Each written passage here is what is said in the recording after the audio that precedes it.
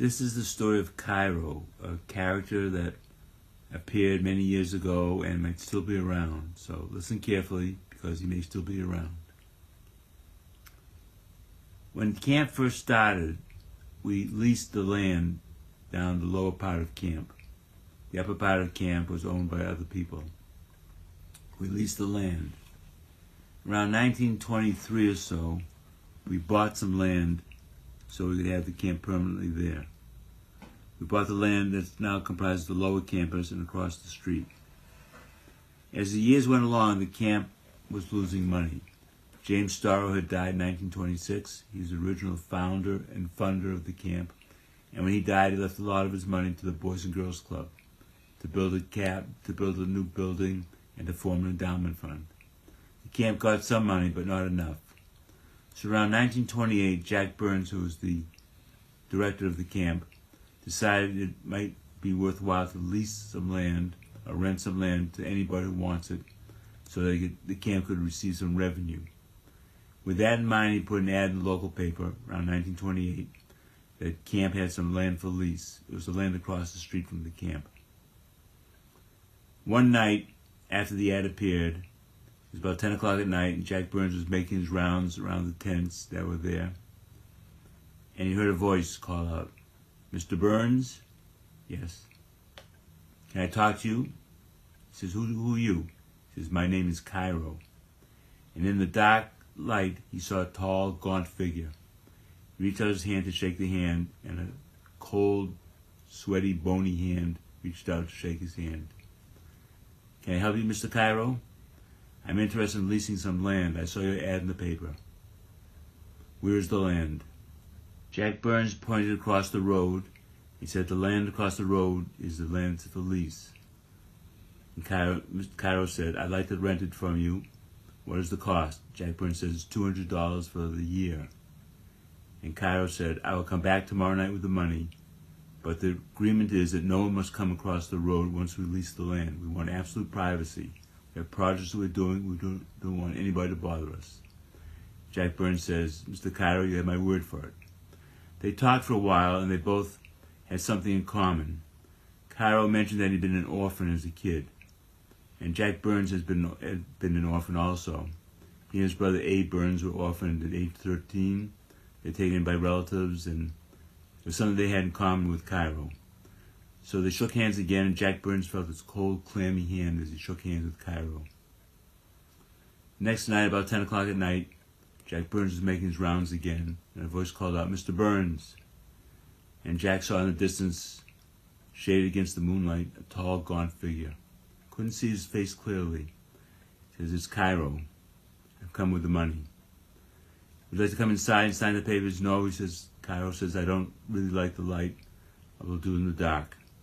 So with the light of the lantern, they signed the agreement. Kairo gave him $200 for rent for the first year. That was the summer of 1928. It's the end of the summer. Jack Burns closed up the camp a couple of weeks later. Kairo went across the road, did his own thing, and that was that. Next summer, 1929, they came back to camp. Jack Burns heard some machinery across the road, but didn't think anything of it. He said to the boys at camp, "Listen, across the road you must not go. It's not our belongings anymore. It belongs to a man named Kairo. I don't want anybody going across the road."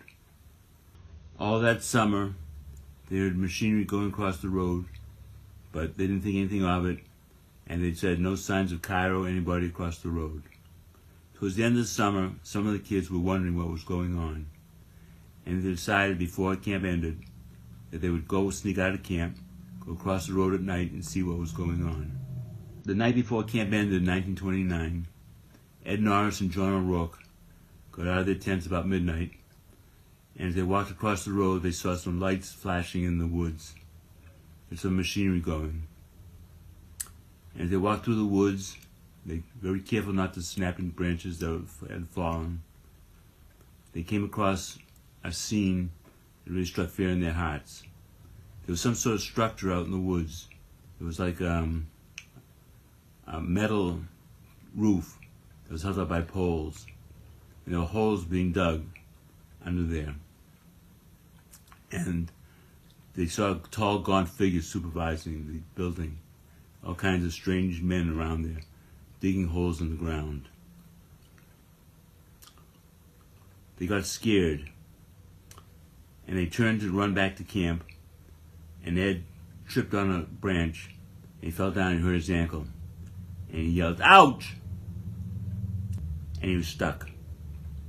The other boy ran back to camp, and he ran back to Jack Burns, and he said, "Mr. Burns, Ed has fallen down, and we were going to Kairo's land." He said, "You shouldn't have been there. What are you doing there?" We're sorry about it, but Ed's back up there. He's hurt." So Jack Burns took some flashlights, took some boys with him, went up through the woods, and they found Ed lying there. Ed was very badly hurt, and they carried him back to camp. And as Jack Burns looked back on the scene, he saw this covering, this metal covering frame, but there was no one to be seen there. They brought him back to camp. The next day they went up to the area to apologize to Kairo. Nobody was there.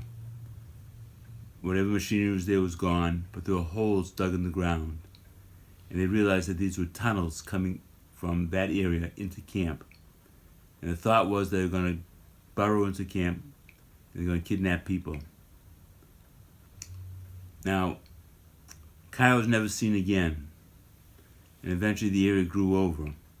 But last year we had a lumber cutting, and if you went up to the soccer field, the end of the soccer field, to the edge, you could see the structure. I brought some boys up there last year to inspect the area. I felt that Kairo was out there somewhere, that he was cursing the camp, and that he would wreak vengeance on the camp. But this was years later. This is like 60, 70 years later. Could he still be alive? As we went in the area and the boys went down there, somebody found this.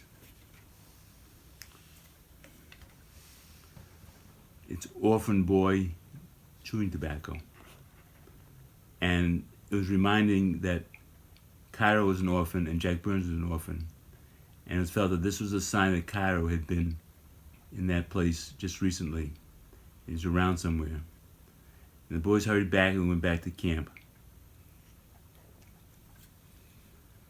That's the story of Kairo, who might still be around because we broke the agreement with him. And the curse of Kairo is still with us.